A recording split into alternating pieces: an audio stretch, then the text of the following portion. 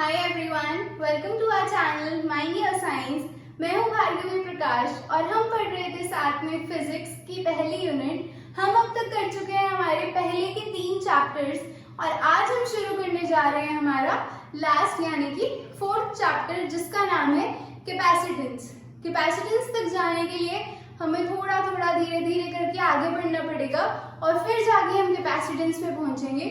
इसलिए पहले हम ऑलरेडी कर चुके हैं उसी का एक थोड़ा सा ब्रीफ ले लेते हैं ताकि हमें आइडिया हो जाए कि हम किस तरह के टॉपिक के पास जाने की कोशिश कर रहे हैं। तो आज का जो टॉपिक है वो है इलेक्ट्रोस्टैटिक्स ऑफ कंडक्टर्स। इसमें हमारे पास 2 मेन वर्ड्स आए हैं। इलेक्ट्रोस्टैटिक्स क्या है? हमारी यूनिट जो 1 है उसका नाम ही इलेक्ट्रोस्टैटिक्स है। क्या पढ़ा था हमने? Charge at rest. यही डेफिनेशन पढ़ी थी हमने इलेक्ट्रोस्टैटिक्स की। क्या पढ़ी थी? चार्ज एट रेस्ट, यानी कि हमने चार्जेस के बारे में पढ़ा जो कहाँ पर है? रेस्ट पे है। और कंडक्टर क्या होता है? जो कंडक्ट करता है इलेक्ट्रिसिटी को, या फिर जिसमें से चार्ज क्या कर सकता है? फ्लो कर सकता है।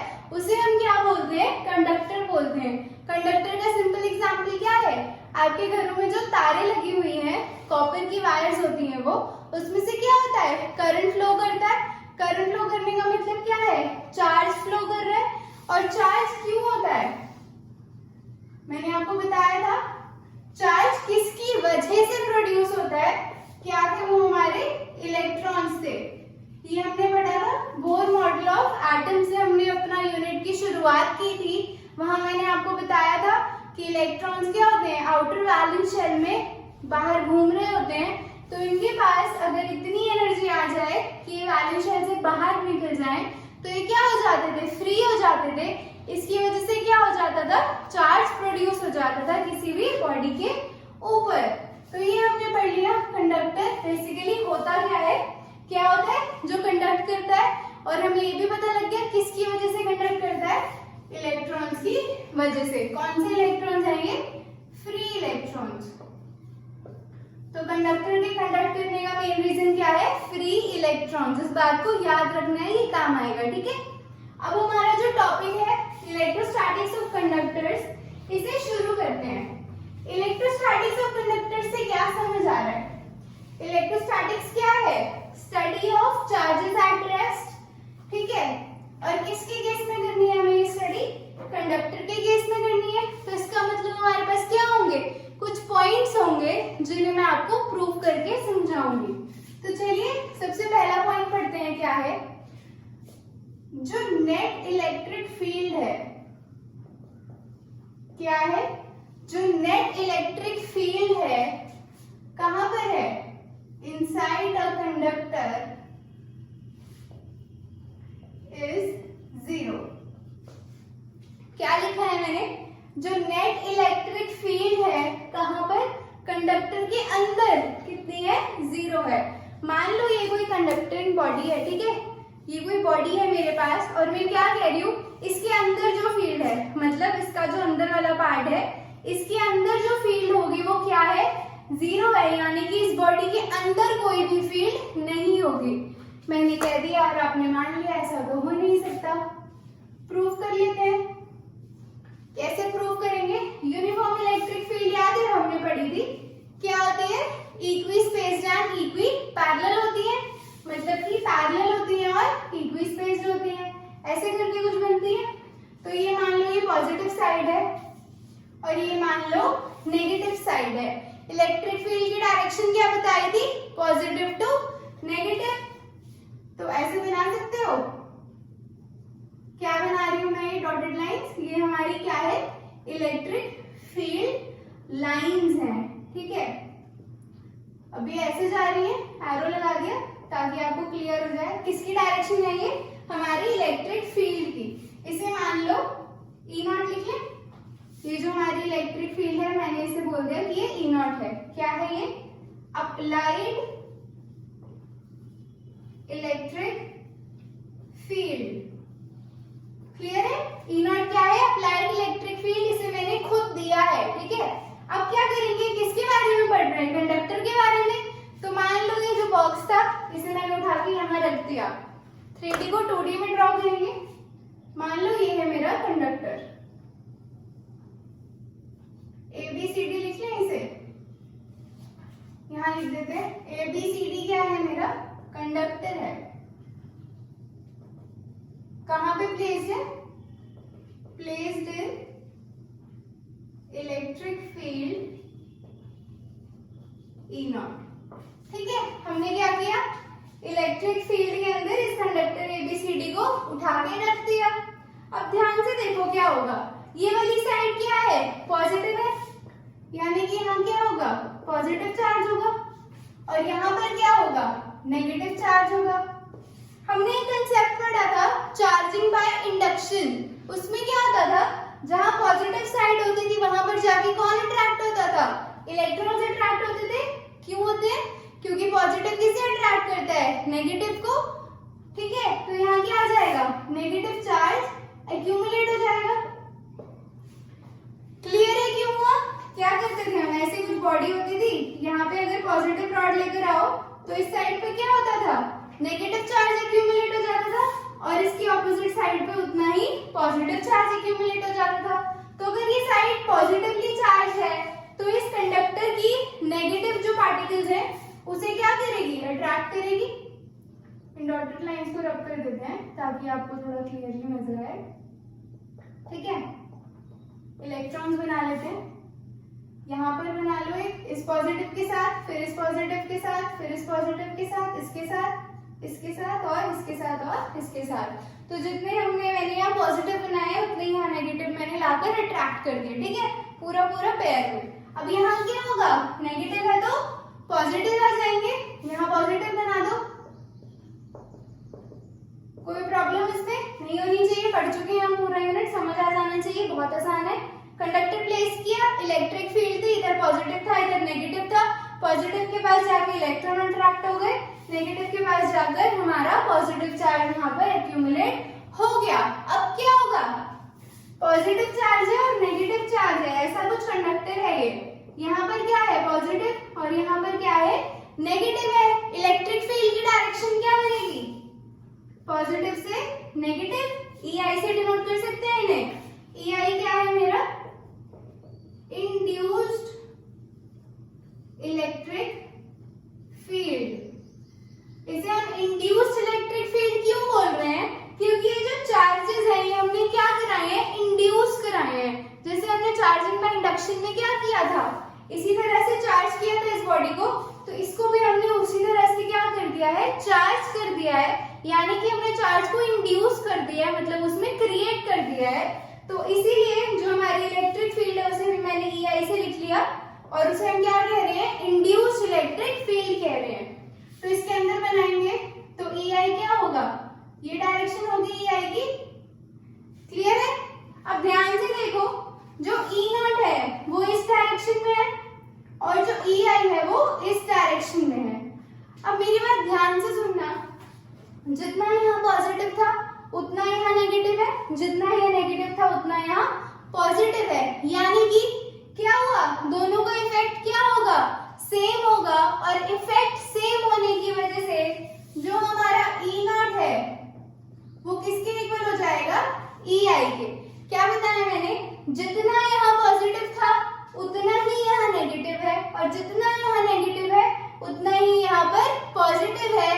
तो सेम इफेक्ट होने के कारण जो हमारा E0 है वो किसके इक्वल हो जाएगा, EI के। तो ये दोनों क्या हो गए, आपस में इक्वल हो गए, बट इसकी डायरेक्शन इस तरफ है और इसकी डायरेक्शन इस तरफ है। अब हम क्या करेंगे, नेट इलेक्ट्रिक फील्ड निकालनी है। नेट का मतलब क्या होता है, टोटल करना। नेट इलेक्ट्रिक फील्ड कैसे निकलेगी इसकी, E0 प्लस EI होगी, लेकिन इनके साइन क्या है, ऑपोजिट होंगे। अगर इसे पॉजिटिव ले रहे हो तो EI मेरा क्या हो जाएगा, नेगेटिव हो जाएगा। EI किसके इक्वल है, E0 के। तो E0 में से E0 माइनस करोगे तो कितना आ जाएगा, 0 आ जाएगा। क्या किया मैंने, नेट इलेक्ट्रिक फील्ड निकालनी थी। ठीक है, नेट का मतलब क्या होता है, टोटल करना। टोटल कैसे करेंगे, साइन के साथ करेंगे। अभी इधर जा रहा है, मतलब अगर मैं इधर 5 किलोमीटर चली हूँ और मैं वापस इधर 5 किलोमीटर चलूं तो नेट क्या बनेगा, इसका 0 बनेगा। क्लियर है, तो इसमें भी क्या हो रहा है, इधर भी उतनी वजह से जो नेट इलेक्ट्रिक फील्ड था इनसाइड द कंडक्टर वो कितना हो गया, 0 हो गया। ये हमने यहाँ पर प्रूफ कर दिया। नेट इलेक्ट्रिक फील्ड हमने कितनी निकाल दी, 0 निकाल दी। तो ये था हमारा पहला पॉइंट। चलते हैं सेकंड पॉइंट पे। सेकंड पॉइंट क्या कह रहा है कि जो टोटल चार्ज है कंडक्टर के अंदर वो कितना है, 0 है। मतलब अगर ये मेरे पास कोई कंडक्टिंग बॉडी है तो इसके अंदर जो चार्ज है वो कितना है, 0 है। मान लोगे? नहीं मानना, प्रूव करेंगे। गॉस थ्योरम याद है? अभी पढ़ लिया यार, याद रखना चाहिए। ठीक है, क्या पढ़ा था? Surface integral of E vector dot ds vector is equal to 1/epsilon0 times the total charge enclosed. यही कहता है गॉस अंकल। क्या कहा इन्होंने? जो सरफेस इंटीग्रल था E vector dot ds vector का वो क्या है, 1/epsilon0 times the total charge enclosed. ये बेसिकली हमारा क्या होता है, फ्लक्स होता है। अब हमने जो लास्ट पॉइंट पढ़ा है उसमें हमने क्या पढ़ा है, जो इलेक्ट्रिक फील्ड है इनसाइड द कंडक्टर कितनी है, 0 है। इसे यहाँ पुट कर सकते हैं, यानी कि मेरा जो E वेक्टर है वो कितना है, 0 है। यहाँ पुट करेंगे surface integral of 0 dot ds vector is equal to 1/epsilon0 times the total charge enclosed. 0 multiplied by anything is 0। ये कितना आ जाएगा, q upon epsilon naught. Epsilon naught को 0 से मल्टीप्लाई करोगे क्या आएगा, 0 आएगा। तो q कितना आ गया, 0 आ गया। वही मैंने लिखा है। क्या लिखा है कि जो टोटल चार्ज है इनसाइड द कंडक्टर कितना है, 0 है। सेकंड पॉइंट भी कर दिया प्रूफ। चलते हैं थर्ड पॉइंट पे। थर्ड पॉइंट को थोड़ा ध्यान से समझना, ठीक है। अगर आपके पास कोई बर्तन है, कोई ग्लास है, मग है, कुछ भी है, अगर उसमें पानी भरते रहो भरते रहो भरते रहो तो क्या होता है, सरफेस तक पानी भर जाएगा, उसके ऊपर तो नहीं भरेगा ना। ऐसा ही होता है। अगर कोई ऐसा बीकर है आपके पास और आप इसमें पानी भरते जा रहे हैं भरते जा रहे हैं भरते जा रहे हैं, तो यहीं तक भरेगा, इसकी सरफेस तक। यही होता है ना, इससे ऊपर तो नहीं भरता। अगर इतना ही साइज का है तो उसकी सरफेस तक भरा जाएगा। अगर मैं बोलूं कि ये मेरे पास कोई कंडक्टिंग बॉडी है, क्या है, ये कोई कंडक्टर है और इसमें मैंने चार्ज देना शुरू कर दिया। मैंने बहुत सारा चार्ज दे दिया। जैसे मैं इसमें भरे जा रही हूँ, तो इसमें भी मैं चार्ज दिए जा रही हूँ। तो क्या होगा एंड में, अगर मान लो सारे पॉजिटिव चार्ज मैंने इसमें एक्यूमुलेट कर दिए, ठीक है, तो एंड में क्या होगा, पॉजिटिव को क्या करता है, पॉजिटिव को क्या करता है, रिपेल करता है। तो रिपेल करके ये क्या करेगा, इसे बाहर की तरफ धक्का मारेगा। मतलब हर चार्ज दूसरे चार्ज को बाहर की तरफ धक्का मारेगा। इसकी वजह से जो हमारा एक्सेस चार्ज होता है वो कहाँ पे एक्यूमुलेट हो जाता है, सरफेस ऑफ द कंडक्टर पे। क्या बताया मैंने, अगर मैं इसे चार्ज देती रहूं तो क्या होगा, एक पॉइंट ऐसा आएगा जब ये एक दूसरे से इरिटेट हो जाएंगे और एक दूसरे को धक्का मार के बाहर निकालने की कोशिश करेंगे। तो जो एक्सेस है, यानी कि जो ज्यादा बचा हुआ चार्ज है जो अंदर फिट नहीं आ पा रहा है, वो क्या करेगा, सरफेस पे एक्यूमुलेट होना शुरू हो जाएगा। और यही है हमारा थर्ड पॉइंट। थर्ड पॉइंट लिख लो एक बार। क्या लिखेंगे, the excess charge given to a conductor, किसे दे रहे हैं हम, कंडक्टर को दे रहे हैं। कहां पे होता है, resides along the surface of the conductor। ये बताया मैंने, जो एक्सेस चार्ज है वो कहां रहता है, आउटर सरफेस लिख लो इसे, क्योंकि दो सरफेस होती है, एक ही आउटर सरफेस होती है और एक इनर सरफेस होती है। तो चार्ज कहां पर है, आउटर सरफेस पे, ठीक है। तो ये मेंशन करना जरूरी है। क्या लिखेंगे, जो एक्सेस चार्ज है जो हम दे रहे हैं किसी कंडक्टर को, रिसाइड का मतलब होता है रहना। रहने का मतलब तो पता ही होगा, हिंदी में बताया, ठीक है। कहाँ रहता है, along the outer surface of the conductor, मतलब बाहर की तरफ क्या हो जाएगा, एक्यूमुलेट हो जाएगा। ये कर लिया हमने अपना थर्ड पॉइंट। चलते हैं फोर्थ पॉइंट पे।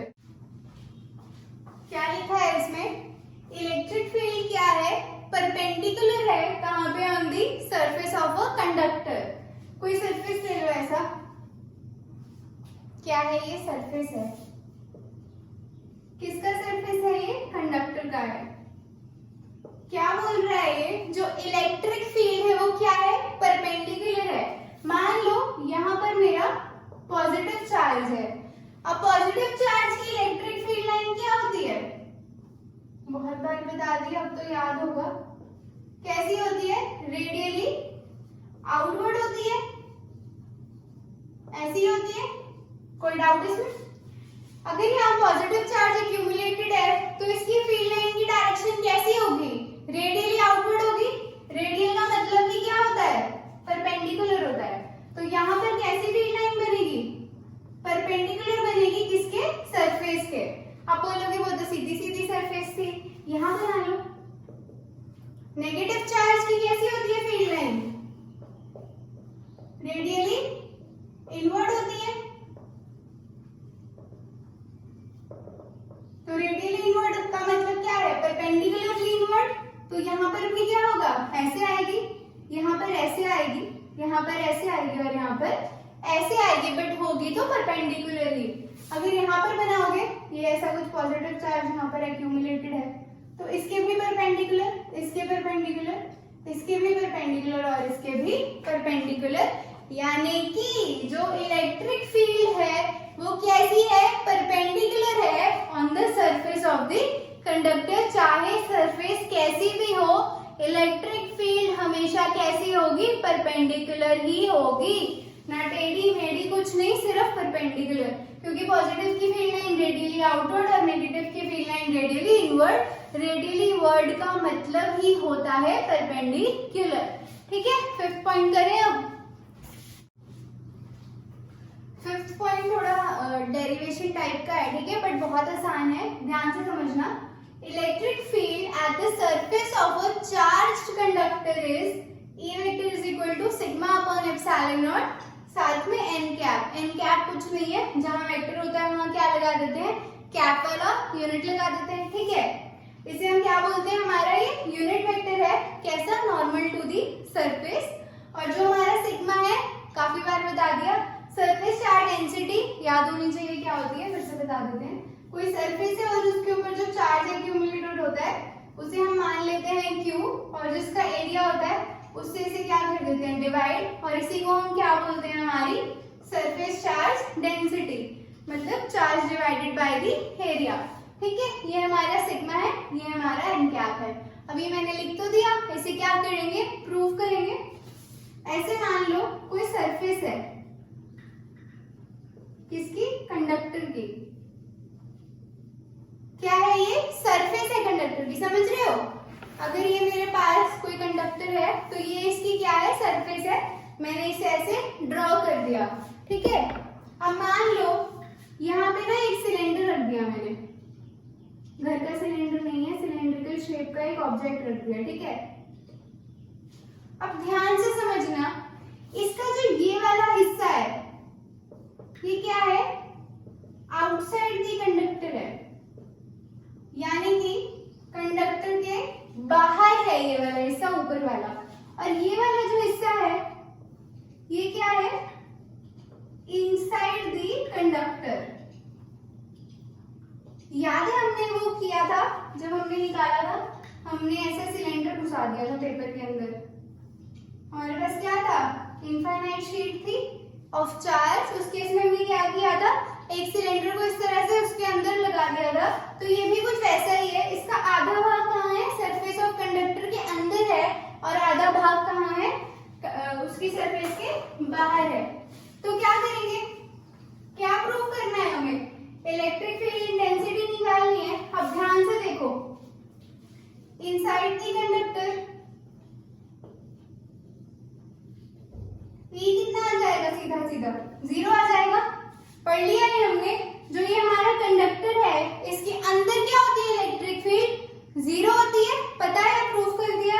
इसके अंदर की बात कर रहे हैं, जो हमने गोल सा बनाया है इसकी सरफेस के अंदर क्या होगा, जीरो होगा। यानी कि जो इसका इनसाइड पार्ट है इस कंडक्टर का, ये हमारा क्या है, कंडक्टर है, ठीक है।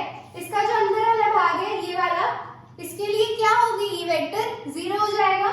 और आउटसाइड के लिए क्या करेंगे,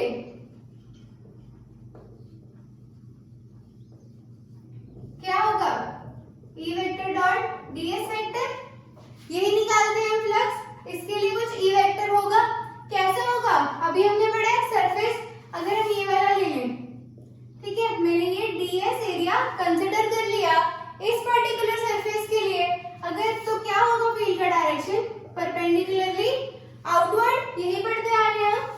इसी से ले लो एग्जांपल, काफी बार कर चुके हैं सिलेंडर का, इससे जल्दी जल्दी बता रही थी, ठीक है। अगर ये वाला सरफेस है मेरा, ऐसे पड़ा हुआ है, ठीक है, मान लो इसका जो आधा भाग था वो कंडक्टर के अंदर था, ये मान लो मेरा हाथ जो है कंडक्टर है। अब मेरे हाथ के अंदर क्या है, जो इलेक्ट्रिक फील्ड है वो कितनी है, जीरो है, ये मैंने प्रूव कर दिया।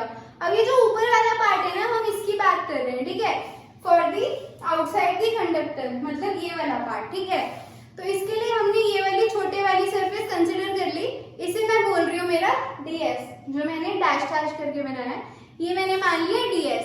फील्ड लाइन की डायरेक्शन कहाँ होगी, परपेंडिकुलर एंड आउटवर्ड, ऐसे बनेगी, तो ये मैंने बना दिया परपेंडिकुलर एंड आउटवर्ड। और एन कैप क्या था, पहले से लिखा हुआ unit vector normal to the surface, तो यही यही मेरा बनेगा एन कैप। अब ई और टीएस के बीच एन कैप क्या होता है, एरिया वेक्टर होता है, इन दोनों के बीच का एंगल कितना है, ई वेक्टर और किसके बीच का एंगल, डीएस वेक्टर के बीच का एंगल पूछ रही हूँ मैं, थीटा कितना है, जीरो होगा। यही मेरा ई है और यही मेरा एन है, तो इन दोनों के बीच में कोई भी एंगल नहीं है, मतलब कि एंगल कितना है, जीरो है।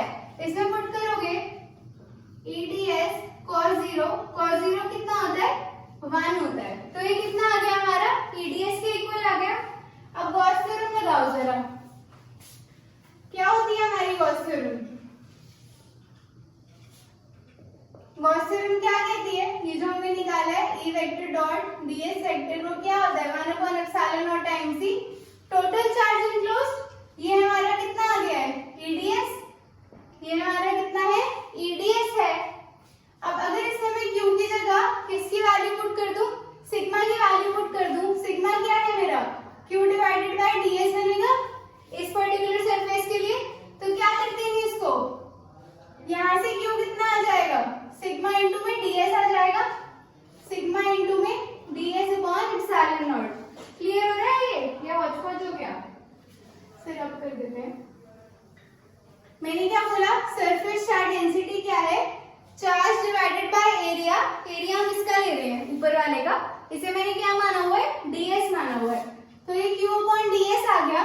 यहाँ से चार्ज की वैल्यू निकल जाएगी, कितना आएगा, क्रॉस मल्टीप्लाई सिग्मा इंटू में डीएस। अब क्लियर है कैसे आया ये, ईडीएस कितना आ गया, सिग्मा इंटू में डीएस अपॉन एप्सिलॉन नॉट। यहाँ से डीएस और डीएस क्या हो रहे हैं, कैंसिल आउट हो रहे हैं, तो ई कितना आ गया मेरा, सिग्मा अपॉन एप्सिलॉन नॉट आ गया।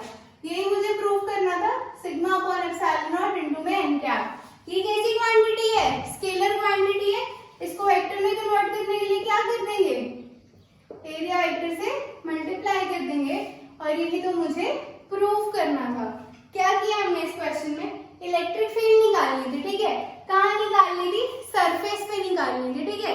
अब ये लिया मैंने सिलेंड्रिकल कोई भी ऑब्जेक्ट, ये कहाँ रखा हुआ था, आधा कंडक्टर के अंदर था और कुछ हिस्सा इसका बाहर था।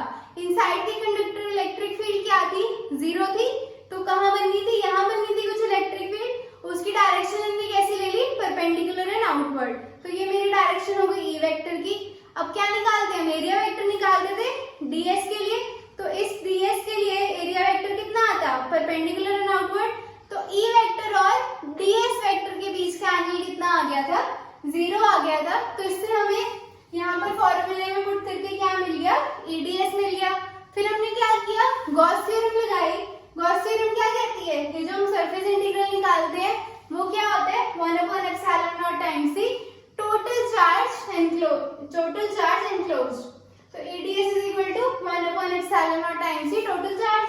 अब चार्ज की वैल्यू हमने किस टर्म्स में लिखनी थी, सिग्मा की टर्म्स में चाहिए थी, सिग्मा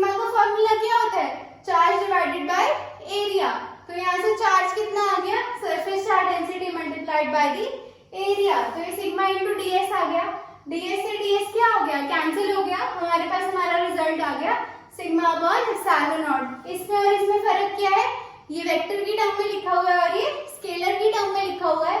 वेक्टर की टर्म में लिखने के लिए क्या करेंगे, डायरेक्शन दे देंगे। यूनिट वेक्टर का काम ही डायरेक्शन देना होता है, तो हमने इसको साथ में एन कैप से मल्टीप्लाई कर दिया। जब भी वेक्टर लगाओ तो साथ में क्या आ जाता है, कैप वाली टर्म साथ में मल्टीप्लाई हो जाती है।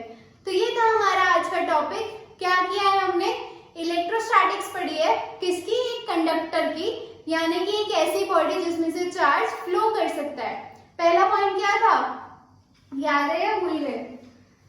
पहला पॉइंट हमने पढ़ा था, जो हम इसमें भी पढ़ चुके हैं, कि इनसाइड द कंडक्टर जो हमारी इलेक्ट्रिक फील्ड होती है वो कितनी होती है, 0 होती है। फिर उसके बाद हमने पढ़ा इनसाइड द कंडक्टर जो चार्ज होता है वो भी कितना होता है, 0 होता है। फिर हमने क्या पढ़ा, कोई बॉडी है, अगर उसमें हम चार्ज देते रहे तो क्या होगा, अंदर रिपल्शन की फोर्सेस आएंगी और जो एक्सेस चार्ज है वो कहाँ होगा, सरफेस के बाहरी भाग में होगा। फिर हमने फोर्थ पॉइंट क्या पढ़ा, जो इलेक्ट्रिक फील्ड होती है वो कैसी होती है, परपेंडिकुलर होती है किसके, सरफेस ऑफ द कंडक्टर के। उसके बाद हमने लास्ट पॉइंट क्या पढ़ा है, कि जो हमारी इलेक्ट्रिक फील्ड है वो क्या है, सरफेस के ऊपर किसके इक्वल है, sigma upon epsilon naught multiplied by n cap. N cap क्या है, यूनिट वेक्टर है परपेंडिकुलर टू दी सरफेस। तो ये था हमारा आज का लेक्चर। वीडियो पसंद आई तो लाइक कर देना, दोस्तों के साथ शेयर कर देना और हमारे चैनल को सब्सक्राइब कर देना। Thank you so much.